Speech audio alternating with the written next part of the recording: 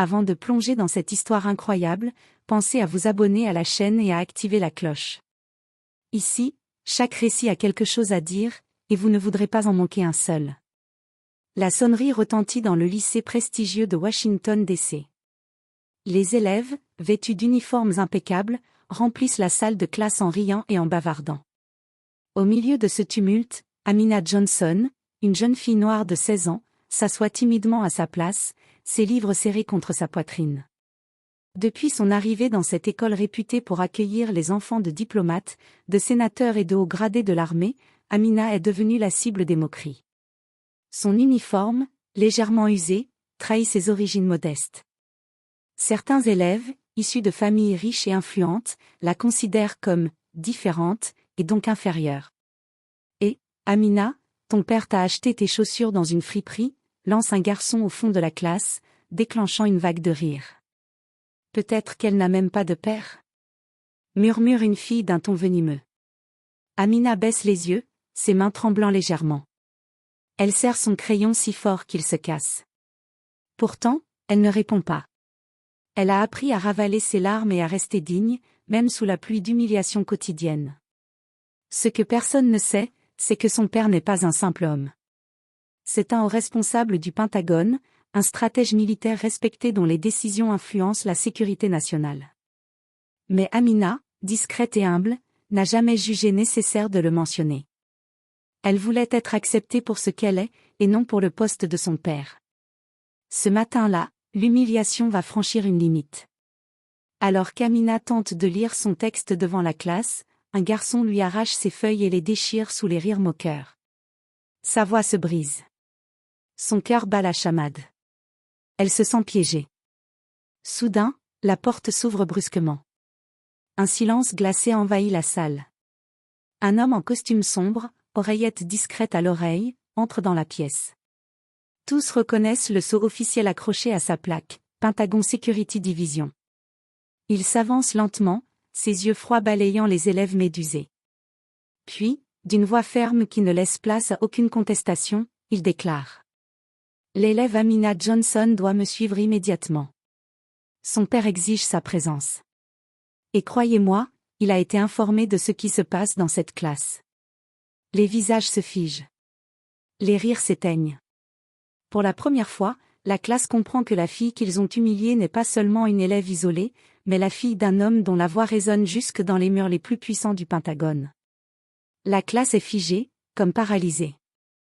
Les rires moqueurs qui emplissaient la salle quelques minutes plus tôt se sont éteints d'un seul coup, laissant place à un silence lourd et étouffant.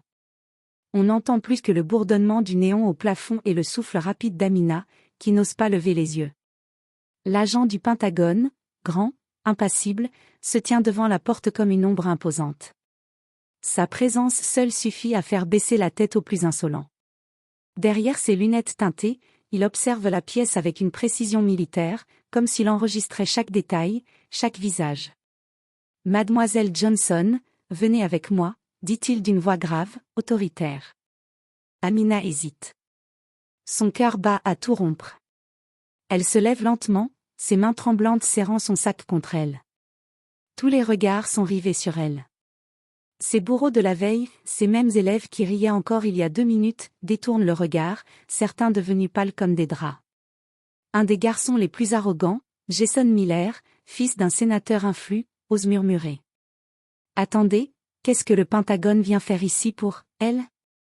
L'agent tourne lentement la tête vers lui. Son regard est si perçant que Jason déglutit et baisse immédiatement les yeux, pris d'une sueur froide. « Ce n'est pas à vous de poser des questions, jeune homme, » rétorque l'agent d'un ton glacial. « Mais sachez une chose, vos actes ont été observés. Et croyez-moi, les conséquences dépasseront de loin cette salle de classe. » Un murmure paniqué parcourt la pièce. Des élèves échangent des regards nerveux. Le professeur, jusque-là silencieux, blême et incapable d'intervenir, se racle la gorge maladroitement. Je suis sûr qu'il ne s'agissait que de taquinerie, rien de grave. L'agent le foudroie du regard. Taquinerie ? Sa voix résonne comme un coup de tonnerre. Savez-vous seulement ce que vous appelez taquinerie ? Humilier, rabaisser, piétiner la dignité d'un élève devant toute une classe, et vous, enseignant, vous n'avez rien fait pour l'en empêcher? Le professeur baisse la tête, incapable de répondre. Amina, debout, sans ses jambes vaciller. Elle n'avait jamais voulu attirer l'attention, encore moins de cette façon. Mais au fond d'elle, une petite flamme s'allume, pour la première fois, elle n'est pas seule face à ces humiliations. Quelqu'un la défend, et pas n'importe qui. L'agent s'approche d'elle, la protège presque de son large corps, et répète calmement. Suivez-moi, Amina. Votre père vous attend. Elle inspire profondément, jette un dernier regard vers ses camarades pétrifiés, puis sort de la salle sous les yeux médusés de toute la classe. Et dans ce silence pesant, chacun comprend que la vie d'Amina à l'école, et peut-être la leur, ne sera plus jamais la même. Amina n'avait jamais mis les pieds au Pentagone. Le bâtiment gigantesque, symbole du pouvoir militaire américain, laissait transparaître une aura à la fois imposante et intimidante. Les couloirs étaient silencieux, ponctués uniquement par le cliquetis des talons des agents et le bourdonnement des systèmes de sécurité. Chaque pas d'Amina semblait résonner dans ce lieu sacré du pouvoir. L'agent qui l'accompagnait ne dit pas un mot. Ses yeux balayaient constamment les alentours, assurant leur sécurité. Amina, elle, était submergée par un mélange d'appréhension et de curiosité. Elle sentait son cœur battre à tout rompre, consciente qu'elle allait enfin retrouver la seule personne capable de faire taire toutes les humiliations qu'elle subissait. Ils arrivèrent devant une large salle vitrée, protégée par des serrures électroniques et des codes que personne ne pouvait deviner. L'agent tapa un code sur le clavier et la porte s'ouvrit. À l'intérieur, un homme était assis derrière un bureau massif en acajou. Ses cheveux poivre et cils encadraient un visage sévère mais digne. Ses yeux, perçants et intelligents, se posèrent immédiatement sur Amina.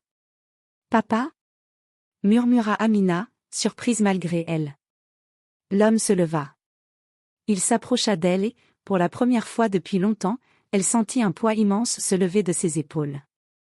Son père, général Marcus Johnson, la regardait avec fierté et douceur mêlée. « Amina » dit-il d'une voix grave mais chaleureuse. « Je sais ce que tu traverses à l'école. J'ai été informé de chaque détail. » Amina sentit des larmes monter. Elle avait toujours caché ses humiliations, pensant que parler ne servirait à rien. Mais maintenant, elle se rendait compte que son père savait tout. « Papa, je voulais pas. » balbutia-t-elle. « Chut, ma fille, » l'interrompit Gil. « Ce n'est pas ta faute. Ces enfants ne comprennent pas ce qu'ils ont devant eux. Mais crois-moi, cela va changer. » Amina réalisa alors que son père ne venait pas simplement pour la protéger.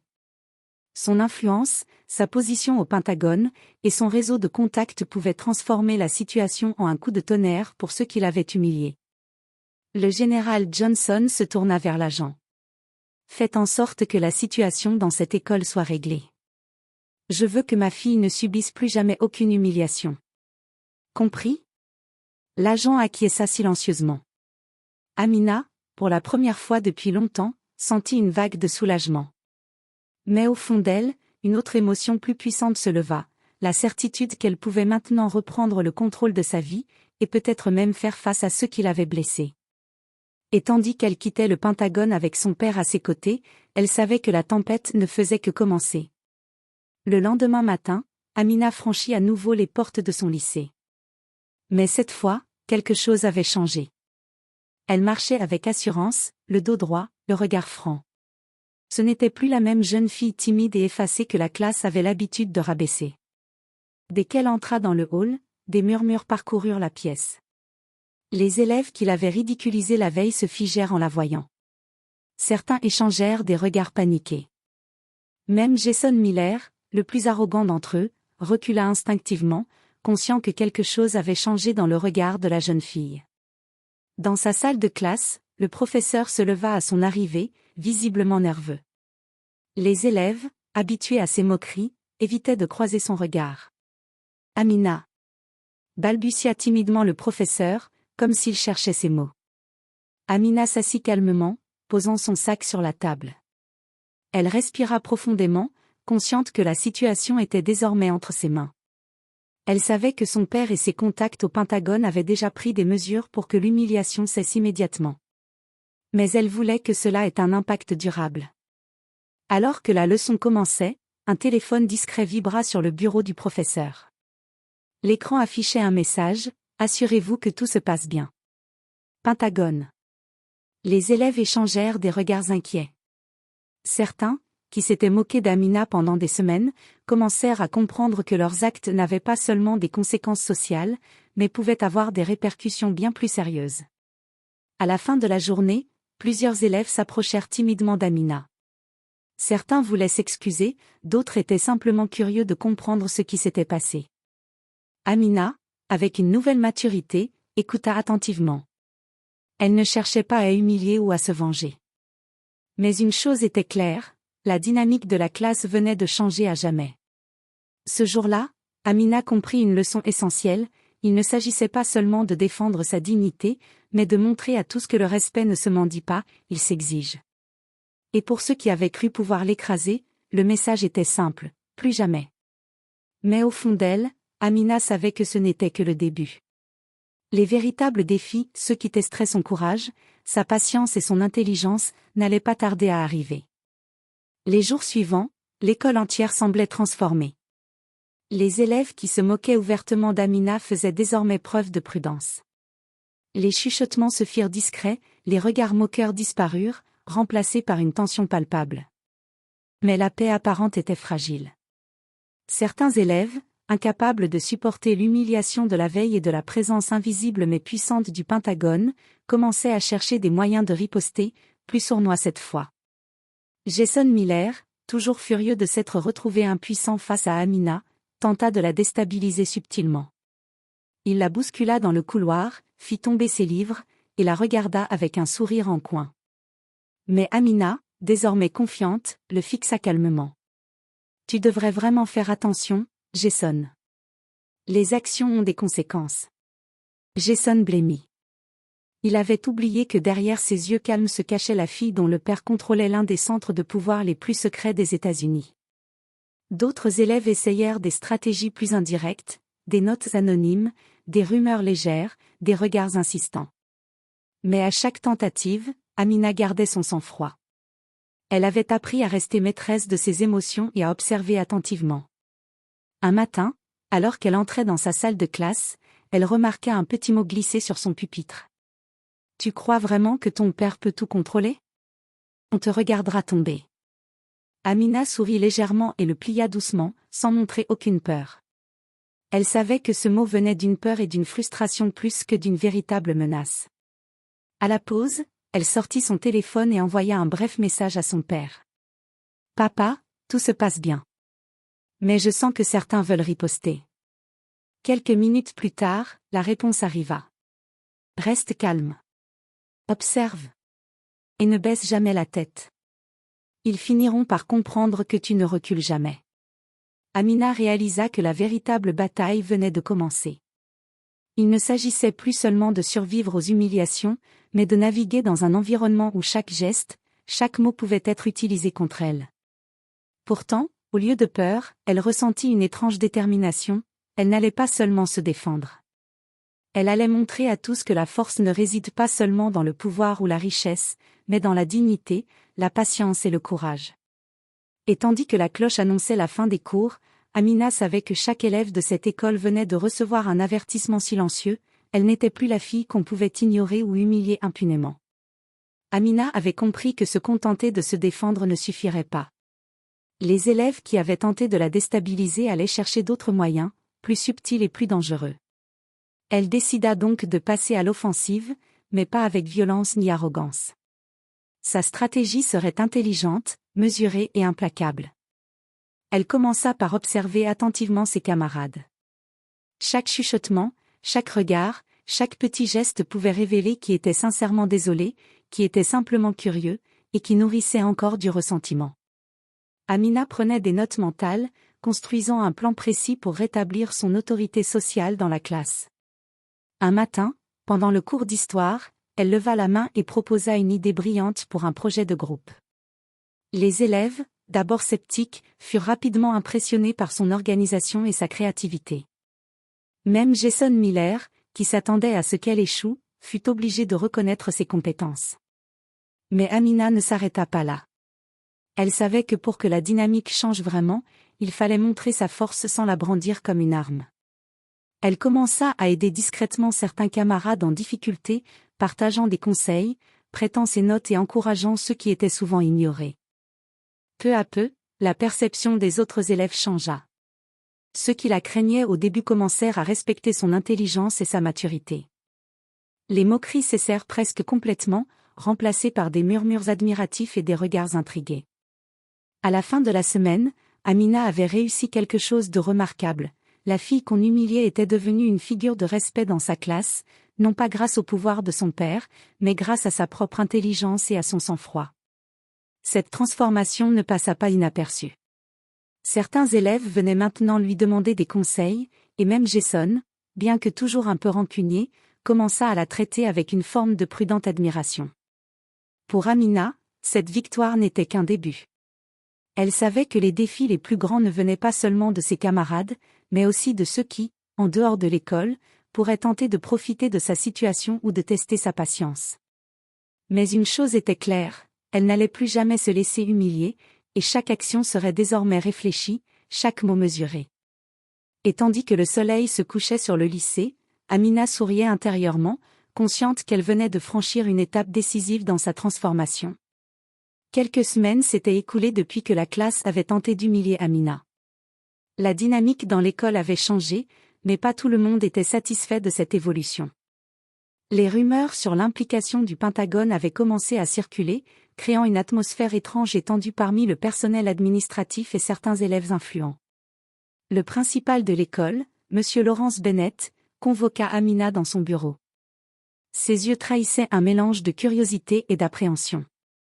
« Amina » commença-t-il, hésitant, « je suppose que tu sais pourquoi je t'ai fait venir ?» Amina hocha la tête calmement. « Oui, monsieur. Il semblerait que certaines personnes dans cette école, dit-il en choisissant ses mots, aient été un peu trop agressives à votre égard. Et maintenant, les parents, les enseignants, et même certains anciens élèves commencent à s'en mêler. » Amina resta silencieuse, écoutant attentivement. Elle savait que l'administration pouvait être une arme à double tranchant, certains pourraient la protéger, d'autres pourraient la voir comme une menace à neutraliser. « Je tiens à ce que tu saches que tu n'as rien fait de mal, » poursuivit-il. « Mais je vais devoir intervenir pour que tout reste sous contrôle. Nous devons maintenir l'ordre et le calme dans cette école. » Amina sourit légèrement, intérieurement satisfaite. Elle savait que l'intervention de son père avait déjà fait trembler certains élèves, mais maintenant, l'administration elle-même commençait à mesurer l'impact de sa présence. Dans les jours suivants, des changements subtils mais visibles apparurent. Certains enseignants qui avaient auparavant fermé les yeux sur les humiliations commencèrent à surveiller attentivement leur classe. Les élèves, même ceux qui n'avaient pas été directement impliqués, semblaient marcher sur des œufs. Cependant, Amina savait que la vigilance restait nécessaire. Elle sentait qu'au-delà de l'école, des forces puissantes, des parents influents et des figures politiques, pourraient chercher à profiter de la situation pour faire pression ou tester ses limites. Mais une chose était claire, elle n'était plus une simple cible. Elle était désormais une jeune fille respectée, stratégique et consciente de son pouvoir, capable de naviguer dans un environnement où chaque mouvement pouvait changer le cours des événements. Alors que la cloche retentissait et que les élèves se dispersaient dans les couloirs, Amina leva les yeux vers le ciel bleu de Washington. Elle savait que la bataille pour sa dignité avait été remportée, mais que la guerre pour sa place et son influence dans ce monde venait tout juste de commencer.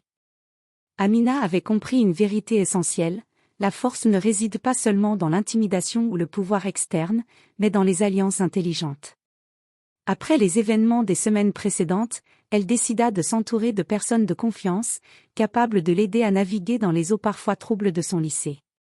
Elle commença par identifier les élèves qui avaient été eux-mêmes victimes de moqueries ou marginalisés. Beaucoup étaient timides ou silencieux, mais ils possédaient des talents et des compétences que peu remarquaient. Amina approcha Sophie, une élève brillante en sciences, souvent ignorée par la classe. Elle lui parla calmement. « Sophie, j'aimerais travailler avec toi sur le projet de science. Je sais que tu es incroyablement douée, et je pense qu'ensemble, nous pouvons montrer ce dont nous sommes capables. » Sophie, surprise et émue, acquiesça immédiatement. Elle n'avait jamais reçu d'invitation aussi sincère de la part d'un élève populaire, et encore moins d'Amina. Amina continua à tendre la main à d'autres élèves, créant un petit réseau d'alliés discrets mais efficaces.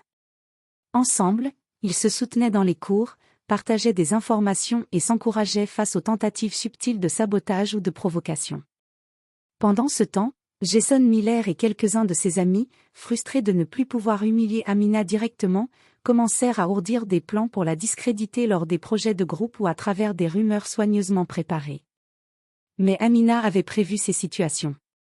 Elle anticipait chaque mouvement, analysait chaque geste, et répondait de manière mesurée mais décisive, utilisant sa stratégie plutôt que la colère. Un jour, alors que Jason essayait de manipuler le professeur pour que le projet de groupe d'Amina soit pénalisé, Amina intervint avec calme. Elle présenta une documentation irréfutable, des preuves et des arguments précis qui non seulement neutralisèrent les accusations, mais renforcèrent sa crédibilité aux yeux du professeur et de ses camarades. Ce fut un moment clé. Pour la première fois, la classe comprit que Amina n'était pas seulement protégée par son père, mais qu'elle possédait une intelligence et une capacité d'anticipation qui la rendaient redoutable par elle-même. À la fin de la journée, alors qu'elle sortait dans la cour, Amina sentit une nouvelle énergie. Elle savait que la véritable influence ne venait pas de la peur, mais du respect et de la stratégie, et que ces alliances discrètes faisaient désormais d'elle une force que personne ne pouvait ignorer. Alors qu'elle regardait ses camarades, elle murmura pour elle-même. La bataille ne fait que commencer, mais cette fois, je décide des règles. Les semaines passaient, et malgré les alliances stratégiques d'Amina, certains élèves continuaient à nourrir du ressentiment. Jason Miller, incapable d'accepter sa défaite sociale, commença à organiser des manœuvres plus audacieuses pour l'humilier publiquement. Tout se déroula un après-midi dans le gymnase, lors d'une réunion de classe où devaient être présentés les projets de leadership. Jason, sûr de lui, planifia un discours visant à discréditer Amina, soulignant son lien avec le Pentagone et insinuant qu'elle ne méritait pas le respect qu'elle recevait. Amina, assise au premier rang avec ses alliés, sentit la tension monter. Mais au lieu de paniquer, elle resta calme et analysa la situation. Elle savait que répondre par la colère ne ferait qu'alimenter la confrontation. Elle devait agir avec intelligence. Lorsque Jason prit la parole, il lança son attaque. Tout le monde sait qu'Amina n'est ici que grâce à son père. Avant qu'il ne puisse continuer, Amina se leva. La pièce devint silencieuse. Oui, mon père travaille au Pentagone. Mais savez-vous ce que j'ai accompli moi-même, dit-elle d'une voix claire et ferme. Chaque projet, chaque note, chaque initiative que vous voyez ici vient de mon travail et de mes efforts. Je ne suis pas ici grâce à la peur ou à l'intimidation, mais grâce à ma détermination et à mon intelligence. Le silence était total. Même Jason semblait figé. Amina continua, détaillant les réussites de ses projets, l'aide qu'elle avait apportée à ses camarades, et comment ses alliances avaient renforcé la classe au lieu de diviser. Elle ne criait pas, ne cherchait pas à humilier, mais chaque mot résonnait avec force et précision. À la fin de son discours, un murmure d'admiration parcourut le gymnase. Plusieurs élèves, y compris certains qui avaient été complices de Jason, l'applaudirent timidement. Le professeur, impressionné, hocha la tête avec approbation. Jason sentit pour la première fois que sa position dominante s'effritait. Il réalisa que toutes ses tentatives de manipulation et d'humiliation avaient échoué face à la stratégie et au sang-froid d'Amina. Ce jour-là marqua un tournant, Amina n'était plus une simple cible ou une élève protégée par son père. Elle était devenue une figure de respect et de leadership dans sa classe, capable de contrer toute attaque avec intelligence et dignité. Alors qu'elle quittait le gymnase avec ses alliés, Amina sentit une satisfaction profonde. La bataille sociale avait été gagnée, mais elle savait que les défis ne s'arrêteraient jamais complètement. Elle était prête à les affronter, non plus comme une victime, mais comme quelqu'un qui maîtrise son destin. Après avoir remporté la confrontation publique avec Jason, Amina commença à ressentir l'étendue de son influence sur l'ensemble de l'école. Les élèves, qui autrefois la regardaient avec moquerie ou indifférence, commençaient à la considérer comme une leader naturelle, capable de rassembler et d'inspirer.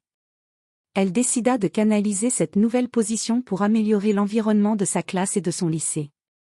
Avec ses alliés, elle mit en place plusieurs initiatives discrètes mais puissantes. Encourager les élèves marginalisés à prendre la parole dans les projets et à exprimer leurs talents. Organiser des tutorats et échanges de notes, afin que personne ne se sente laissé pour compte. Créer un réseau d'information interne, permettant aux élèves de signaler tout comportement abusif ou intimidant. Ces actions, invisibles aux yeux de l'administration mais perceptibles par les élèves, renforcèrent son autorité et son respect dans toute l'école.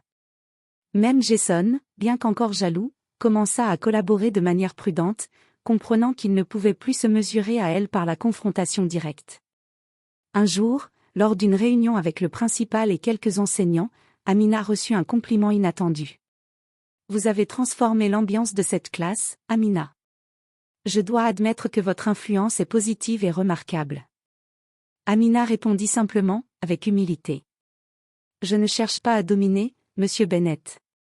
Je veux juste que chacun ait sa chance et que personne ne se sente humilié. » Mais au-delà des murs de l'école, des signes de son influence commençaient à se faire sentir. Les parents, les enseignants et même certains anciens élèves qui avaient entendu parler de son intelligence et de son sang-froid la regardaient différemment. Son nom circulait, associé non pas au pouvoir de son père, mais à sa capacité à transformer et à inspirer. Pour la première fois, Amina comprit que le véritable pouvoir ne venait pas de la peur ou de l'autorité, mais de la capacité à inspirer, à protéger et à rassembler les autres. Elle avait gagné le respect non pas en se défendant seule, mais en créant une force collective autour d'elle. Alors qu'elle quittait l'école ce jour-là, Amina sentit une fierté calme et profonde. Les défis restaient présents, mais elle savait maintenant comment les affronter, avec intelligence, courage et stratégie. L'année scolaire touchait à sa fin, et avec elle venait l'heure du bilan.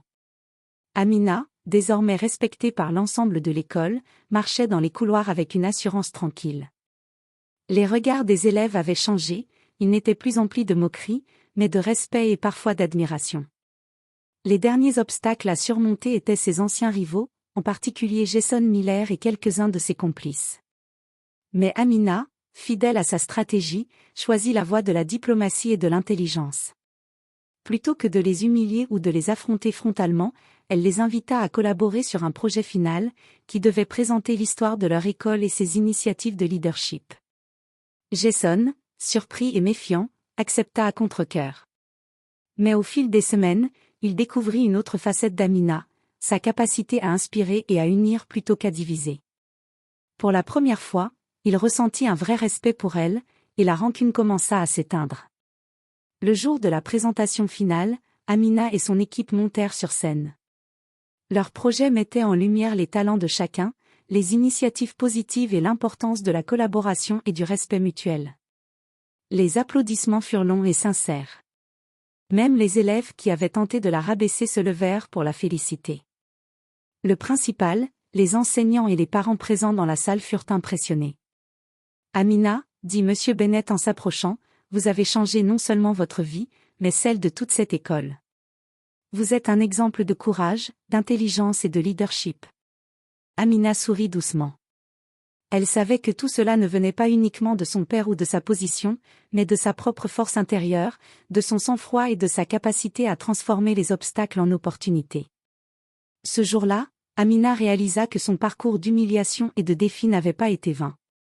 Elle avait appris à se défendre avec dignité, anticiper les actions des autres avec intelligence, créer des alliances stratégiques, inspirer et transformer son environnement. Alors qu'elle sortait de l'école sous les derniers rayons du soleil, entourée de ses camarades et amis, elle sut que sa vie avait changé pour toujours. Elle n'était plus la jeune fille timide et moquée d'autrefois. Elle était désormais une force respectée, capable de faire face à n'importe quel défi. Et tandis qu'elle regardait l'horizon de Washington DC, un sentiment de fierté et de détermination l'envahit, le futur lui appartenait, et cette fois, elle décidait des règles du jeu.